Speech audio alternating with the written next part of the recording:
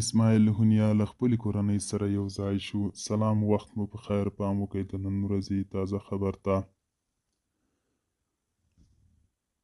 کله چې یو څوک یا شهید شي او یا په ناڅاپي ډول مړ شي، نو سترګې رڼې پاتې شي. زموږ په ولسي مذهبي روایاتو کې راځي چې په هغه د خپلې کورنۍ یو محترم غړي او ښاغلي مشر انتظار کوي. کله چې له هغه پر مخ د مهربانۍ او مینې لاس کش کړي، نو د هغه سترګې پټې شي او انتظار یې پای ته ورسي. نن نو د شهید اسماعیل هونیا د شهید کورنۍ لپاره د خپل پلار او مشر لیدو لومړۍ ورځ ده. نن به هغه خپل ماشومان او نږدې عزیزان په غېږ کې ونیسي. یو به ښکل کړي، څوک به یې غېږ کې ناست وي، څوک به یې پر ولو ناست وي او چا به یې له غاړې راسونه راتاو کړي وي. یو د مینې مجلس به جوړ وي، څوک به ورڅخه پوښتنه کوي چې څوک به بله، څوک به ورته وایي چې څه خبرې وي په فلسطین کې، څه خبرې وي په غزه کې بمبار وکنه. ماشومان همغسې شهیدانېدل، د دنیا همغسې په ننداره ورته ولاړ وکنه. انسانیت ژوندی شوی و که لا هم مړ و. عرب شیخان د عیاشۍ او بې تفاوتۍ له درانه خوبه راویښ شوي وو که نه، لا اوس هم د حج پر عایداتو خپل نفسي خواهشات او ضروریات پوره کوي. اسلامي امت څنګه دی؟ وایي چې شمېر یې تر 1.5 میلیارد وګړو اوښتی، هغوی شته، ژوندي دي که پر ابدي خوب ویده دي. هو، هغه د بشري حقونو د دعوتګرو پوښتنه به هم کوي چې هغوی څنګه دي، د غزې د 40,000 شهیدانو پر حال خبر دي او که هغوی د بشر له نسله ګڼي که نه. ماشومان به یې دا پوښتنه هم کوي.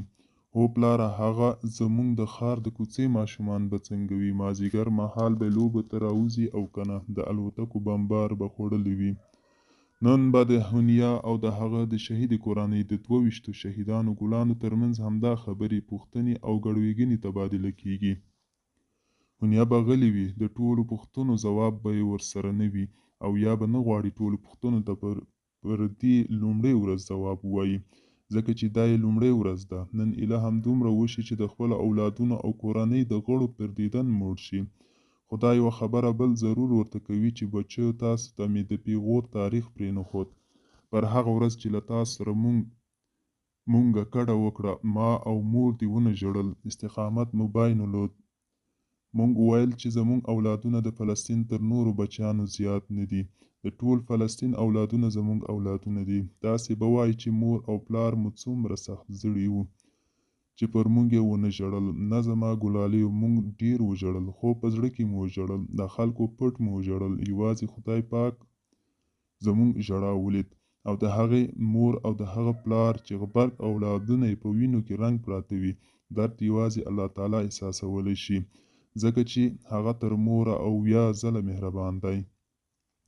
نن زه راغلی یم چې ستاسو دیدن موړ شم. نن د ډیرو خبرو مجال نشته، خو نن دومره درته وایم چې پلار مو بې غیرته نه و، تاسو ته یې د پیغور جامې را نه وړي، تاسو ته یې د حسین تاریخ بیا را ژوندی کړ. زما او زما کورنۍ په اوسني عصر کې د معاصرې کربلا بیلګه ده.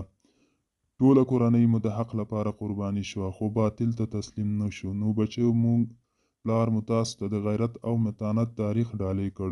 هو، ځکه هلته نه یم، خو زما روح ژوندی دی. هغه د فلسطین پر سر درو پروازونه کوي، د فلسطین په شارزرمو د ازادۍ او خپلواکۍ جذبې ویشي، د سرښندنو لړۍ به روانې وي، د شهیدانو کاروان به روان وي، تمیږي به نه. د دې کاروان سر به یو وخت د بیت المقدس سر ته رسي، هلته به د ازادۍ رپې رپوي، ډیر عرب شیخان به یې ویني، اسلامي امت به په ملامتو سترګو ورته ګوري. یو ځل به بیا د صلاح الدین ایوبي روح تازه کیږي، د عربو شیخانو یو بل ته به ګوري، ورو ورو به یو بل ته په غوږ کې وایي چې موږ د چا زامن یو، د صلاح الدین ایوبي که د ابوجهل. اولادونه به یې هونیا ته ټول غوږ وي. پر دې وخت کې به ورته وایي چې ځئ بچیانو، ځئ، نن لومړۍ ورځ ده، ټول ویده شئ. په یوه ورځ کې به د تاریخ ټول داستان نه بیانیږي. تاسې لاړ شئ، ویده شئ، زه مې خپل رب سره د خپل زړه خواله وکړم او په خپل ملت د روان ناورین او غمیزې کیسه ورته ټکي په ټکي بیان کړم. فلسطینه، د خدای په امان. دوستانو، دا و د نن ورځې چمتو کلی خبر. تر بیا هم په الله سپارم.